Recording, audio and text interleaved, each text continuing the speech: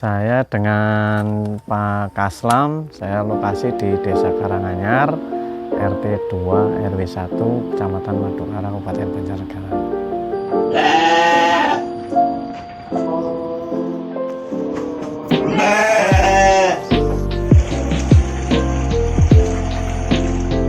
Profesinya untuk saat ini ya menjadi petani lah.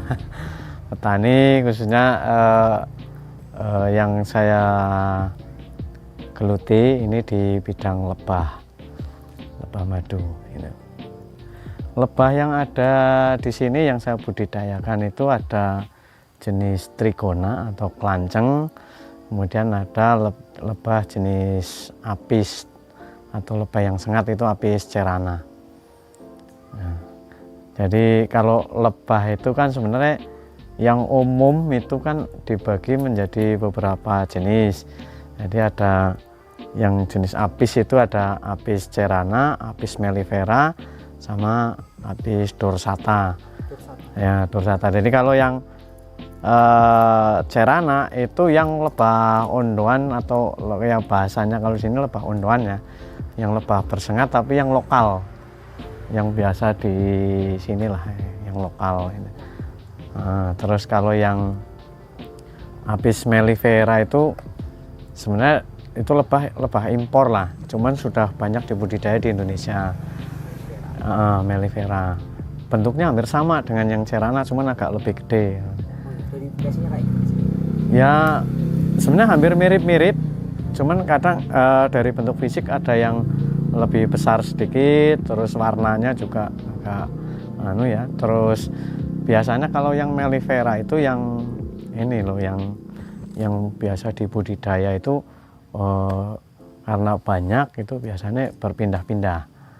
Jadi kita biasanya yang pembudidaya yang mellifera itu lihat kondisi di mana tanaman bunganya yang banyak, itu di situ kita tempatkan. Itu yang istilahnya kalau di sini ya apa ya, dingon apa ini ya, itu yang oke Pak, sebelum pengalaman dan akhirnya terdampar. Enggak, sebenarnya sih kalau turunan dari orang tua enggak ya, kebetulan orang tua saya juga bukan pembudidaya lebah. Cuman awalnya dulu saya itu jualan madu. Dari jualan madu saya biasanya ngambil di tempat teman. Sini teman dulu ada yang lebih dulu budidaya, cuman waktu itu saya kalau beli madu itu saya ke tempat teman itu saya jual lagi. Waktu itulah saya kebingungan mau apa, beli madu kok sana sudah dipesan, saya kekurangan terus. Jadi kan saya bingung, akhirnya saya, wah ini satu-satu jalan saya harus pelihara sendiri ya gitu loh. Kalau ngandalkan yang punya temen ya nggak jadi, kita nggak jadi jualan malah itu. Akhirnya saya harus gimana caranya, saya harus budidaya itu. Terus dari situ saya budidaya, kemudian saya keluar desa juga itu. Ya, ketemu sama teman-teman pemuda yang dari luar desa juga, akhirnya kita sharing-sharing, ketemu, oh ya sesama inilah, sesama pembudidaya itu. Itu berapa tahun? Ya belum lama lah, paling baru 3 atau 4 tahunan lah. Ya. Untuk budidayanya, kalau jualannya sih sebelum itu sebenarnya. Ya, jualan madu. Oh iya. Ya yang sumber utama untuk kehidupan lebah itu ya harus ada istilahnya, kalau di lebah itu yang paling pokok itu harus ada neporea. Nah, neporea itu nektar, polen, resin, dan air. Oh, singkatan. Ya, jadi nektar, polen, resin, dan air. Nektar dan polen itu biasanya dihasilkan dari bunga tanaman. Nah itu juga, terus resin itu getah. Kalau yang jenis lebah ini wajib harus ada getahnya, karena yang untuk membuat sarang lebah dan untuk kantong madunya itu dari propolis, dari getah. Getahnya itu getah apa sih Pak? Getahnya itu macam-macam, ada yang getah dari getah nangka, getah mangga, sukun, terus tanaman kayu keras kayak getah pinus, kayak tanaman kayak hutan itulah. Kalau nektarnya sendiri tumbuhannya itu biasanya apa aja Pak yang lebih dominan disenangi sama? Kalau di sekitaran sini saya coba tanam ini yang ada bunganya merah-merah itu namanya air mata pengantin. Nah, air mata pengantin itu dia bisa berbunga terus sepanjang tahun tanpa kenal musim. Jadi waktu musim hujan, musim kemarau itu ya berbunga terus. Nektarnya juga banyak. Nektarnya banyak, polennya juga banyak. Itu makanya terus sekitarnya saya tanami juga kayak ini, ada mangga. Jadi terus itu saya ambil buat getahnya. Kalau dari mangga itu yang diambil getahnya buat bangun sarangnya. Iya, bangun sarangnya. Kalau nektarnya itu dari bunga-bunga. Dari bunga-bunga. Ini apa Pak? Apa aja nih, Pak? Ada air. Ya, karena lebah juga butuh minum. Ya juga. Butuh minum juga karena ya makhluk hidup ya tetap butuh air lah. Itu. Butuh air. Jadi ya di dekat sekitaran sini makanya di sini kan ada kayak saya bikin kolam. Di belakang itu juga ada kolam. Terus di sebelah sana itu. Itu ya. Dulu pernah mengalami kegagalan waktu apa namanya lebah, entah itu lebahnya mati atau diserang. Oh iya, sebelumnya itu mau tanya Pak. Di sini tuh hama-hamanya buat lebah itu sendiri apa aja Pak? Hama yang sering itu ada semut ya, semut, terus ada cicak. Semutnya semut apa itu? Semutnya ya semut kecil-kecil kayak gitu nih, yang udah naik gitu. Cuman kalau untuk yang lebah trigona kayak gini, itu kalau yang koloni sudah kuat, koloni super, itu semutnya nggak tembus ke sini karena sudah dilindungi sama propolisnya itu yang banyak. Koloninya di koloni super. Iya. Ya, itu gimana itu Pak bedain? Bedanya kita biasanya lihat banyak sedikitnya lebah.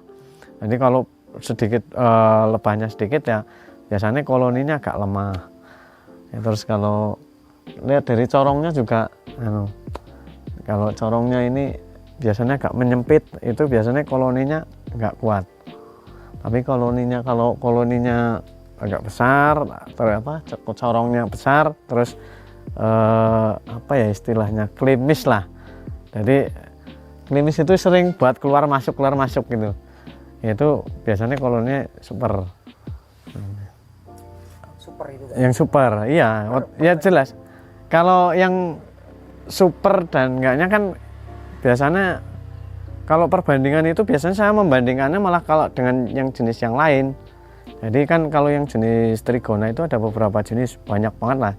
Sebenarnya ya saya sampai nggak hafal sih, ada sekitar 30-an jenis mungkin.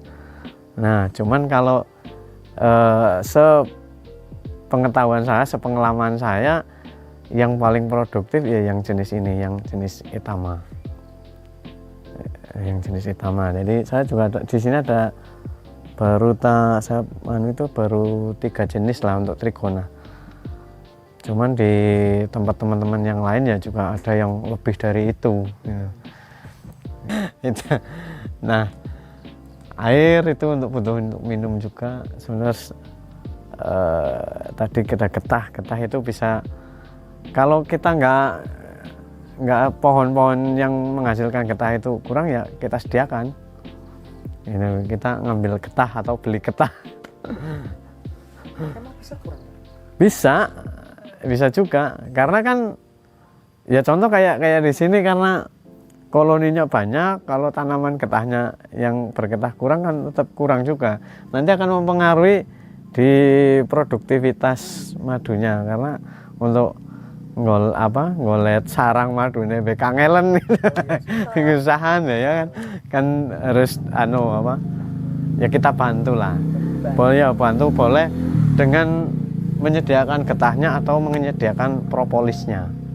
Propolis bisa diambil karena kalau yang jenis Itama kan kita panennya kan pakai mesin, disedot pakai mesin, tapi kalau yang jenis yang kecil kan tetap dicongkel terus dimasukkan plastik, diperas.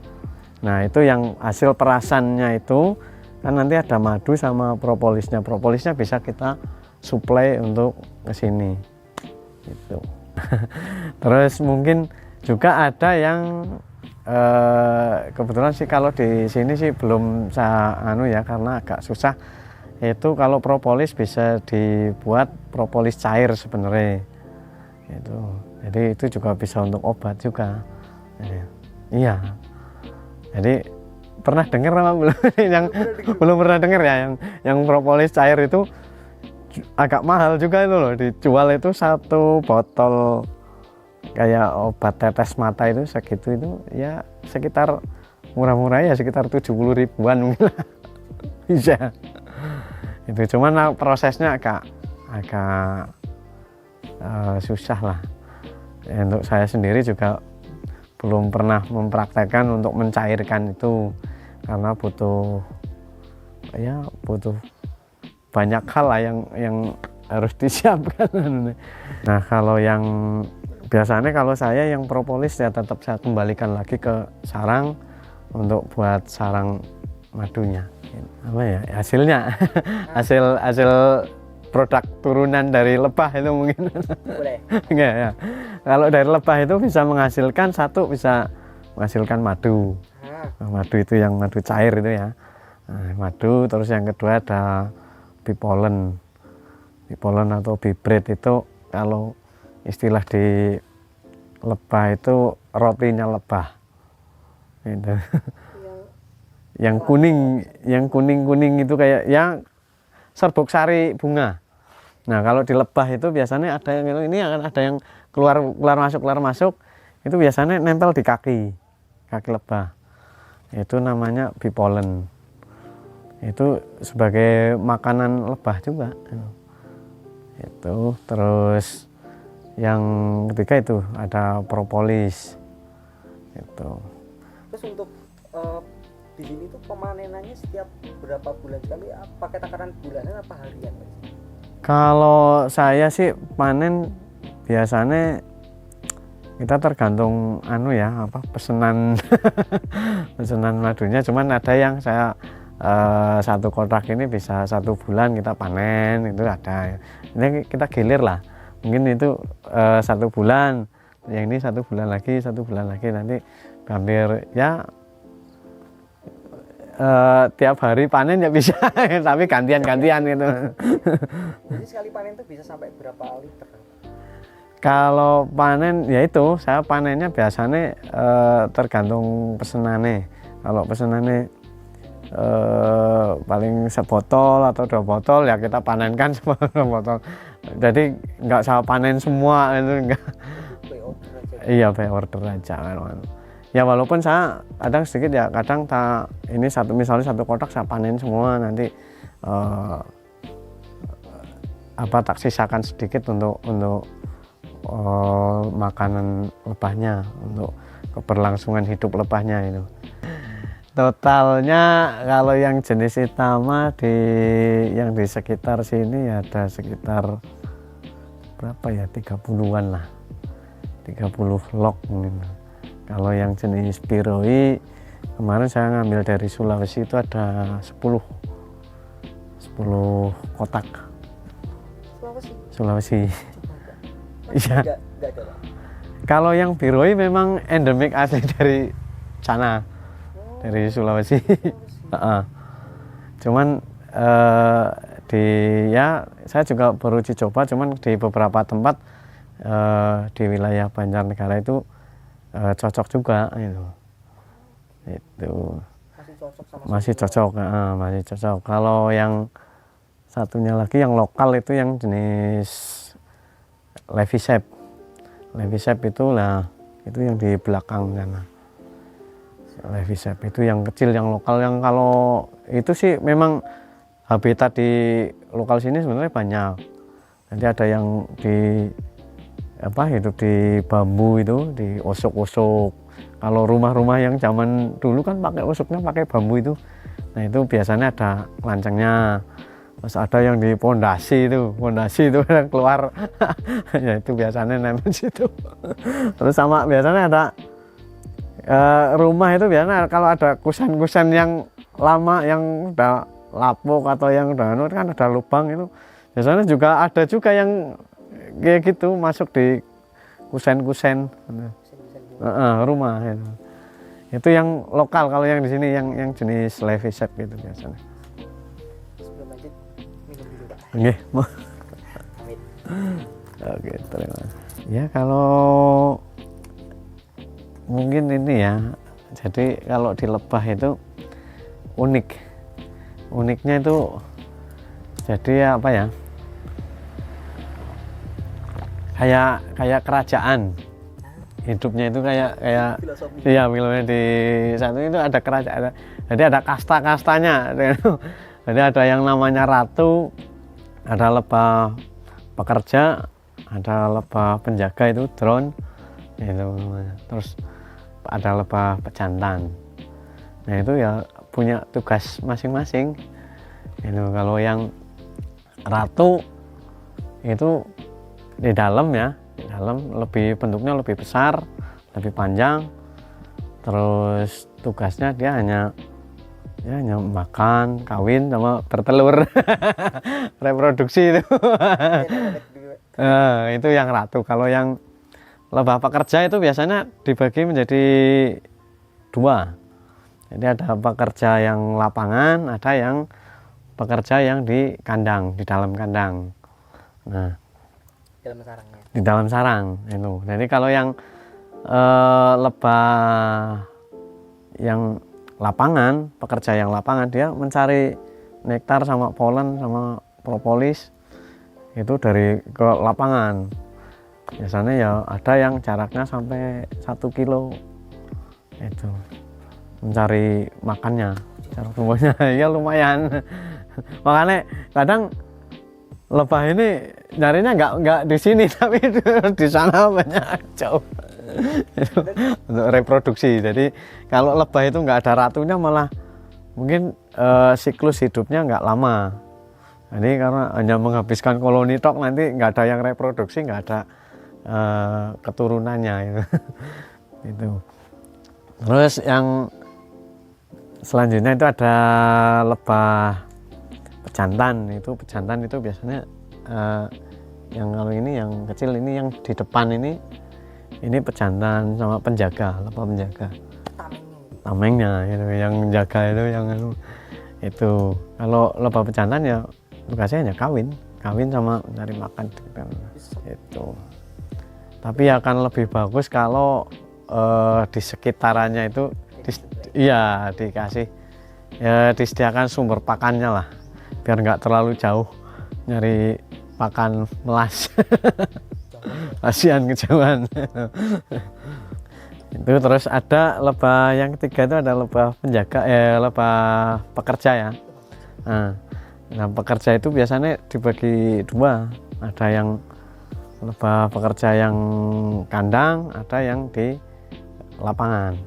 Kalau yang di lapangan biasanya yang keluar masuk terbang itu cari makan keluar. Nah nanti di dalam madu ada yang ngolah, ada dimasukkan ke kantong madu, ada yang ngolah. Jadi kalau yang di dalam kandang itu ya tugasnya ngolah itu menjadi madu.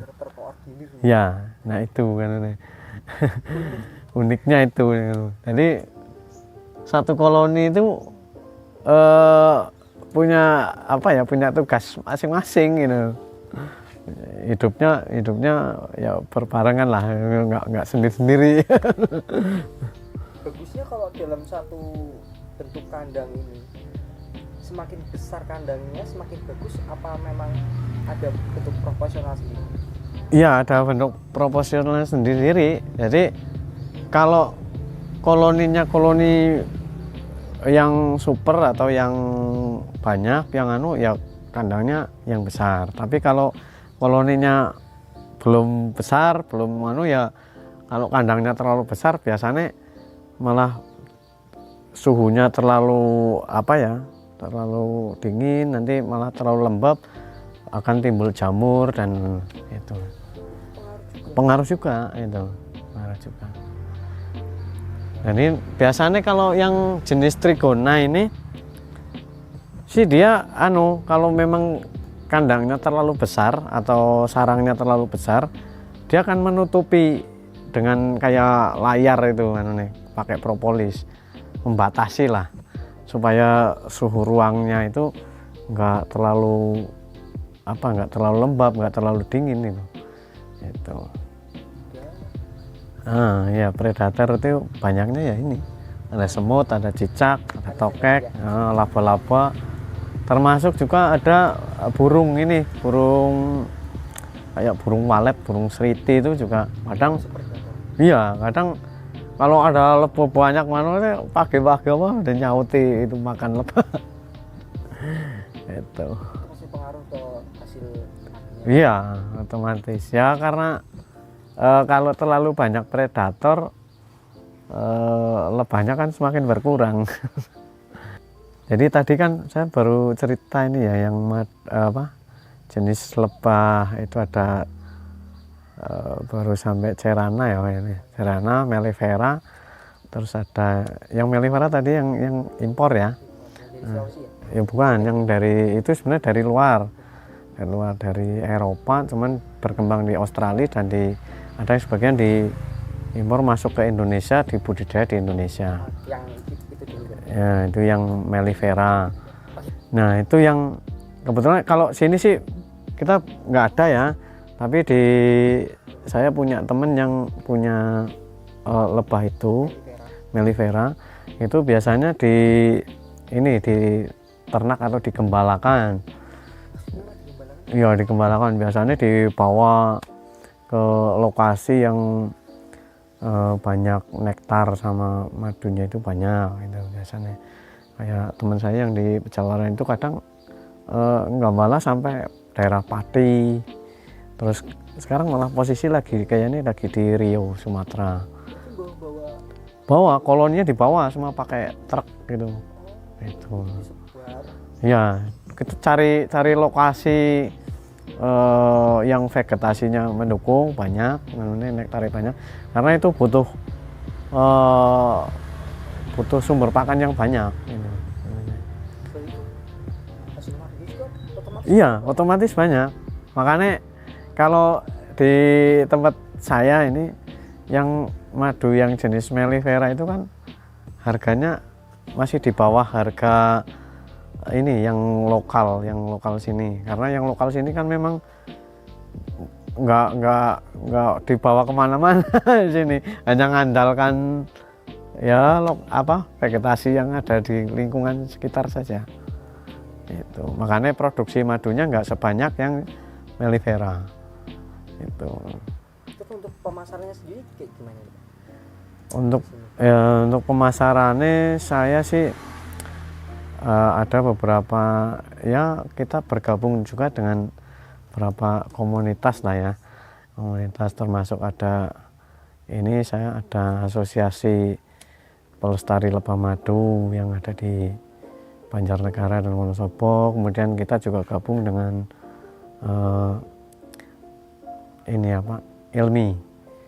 Ilmi itu inspirator lebah madu Indonesia. Itu juga kita sering ya sharing-sharing, termasuk berbagi ilmu, juga kadang ya saling membantu lah untuk pemasaran dan namanya itu di jaringan itu, selain ke konsumen langsung. Kalau konsumen langsung biasanya ada yang ada yang datang langsung ke sini terus manen sendiri juga ada. Untuk harganya Pak? Harganya itu bervariasi. Ya, bervariasi. Cuman kalau di tempat saya untuk yang jenis ini itu ya kisaran di satu botol 500 ml itu ya saya jual yang jenis kelanjeng ya 200.000 ke atas lah. Murni. Bedanya murni sama enggak itu gimana? Bedanya itu gini, kita harus tahu sanad atau asal usul dari madu itu, karena membedakannya itu agak susah. Kalau yang belum terbiasa mengkonsumsi madu yang murni itu agak susahan. Jadi kalau kan ada istilah organoleptik ya, tes organoleptik itu membedakan madu beberapa jenis madu, terus itu ada karakter tersendiri, ada rasa khas sendiri untuk madu murni. beda dengan yang, karena ada beberapa madu yang ini sih yang istilahnya ada campuran atau apa itu. Bahkan ada yang bikinan manusia. Iya, jadi ya kayak sirup apa itu ya gitu ya. Jadi biasanya kita untuk mengidentifikasinya itu kita harus tahu asal usulnya madu itu dari mana, dari pembudidayanya siapa itu, gitu, supaya kita lebih jelas. Bagus lagi kalau panen sendiri pun ya itu yang penting panennya di mana itu kan, kita supaya kita tahu sebenarnya di sana itu pembudidayanya, terus kita beli panen sendiri, kita lakukan lebih tahu ini. Kulitnya ya kan. Nanti kalau di jaringan kami di Ilmi itu ya ada yang jadi sudah jaringan itu udah, kalau yang pembudidaya itu sudah agak tahu ini pelaku yang pembudidaya madu yang murni itu udah tahu. Terus kadang kan ada yang juga kalau yang mungkin disuplai dengan sumber pakan lain selain nektar atau ada itu yang aneh. Tapi biasanya kalau yang yang penjualnya jujur itu ya ngomong apa adanya itu. Ya, tapi kalau yang kan ada mungkin beberapa orang yang nggak jujur juga mungkin ada ya. Itu ya, makanya harus tahu sanad atau asal usulnya itu madu dari mana. Itu kalau di komunitas kami seperti itu. Berarti bapaknya ada channel YouTube juga mungkin atau apa? Ada. Kalau saya di ini Pelestari Lebah Madu. Iya, channelnya itu. Walaupun ya ini channelnya juga baru jadi pemula. Sama pemula ini. Pak, ada ini nggak sih Pak, pesan-pesan buat penonton? Ya pesan-pesannya inilah, jaga kesehatan ya, jangan lupa lah untuk menjaga kesehatan ya, dengan salah satunya dengan konsumsi madu yang rutin itu, karena khasiatnya itu untuk kesehatan juga bagus. Kemudian saya di Al-Quran juga ada itu yang menjelaskan tentang madu. Oke Pak, makasih banget buat waktunya, dan ini kalau misalnya ada yang mau order mungkin bisa Pak ya? Boleh, siap. Di WA boleh, ya, WA-nya 082 313 745 838. Kalau enggak datang langsung di alamat Desa Karanganyar, RT 2 RW 1, Kecamatan Madukara, Kabupaten Banjarnegara. Dan mau belajar pun boleh Pak? Boleh banget. Boleh banget. Ya Pak, gitu aja buat konten kali ini, dan makasih atas waktunya. Ya, terima kasih, sama-sama.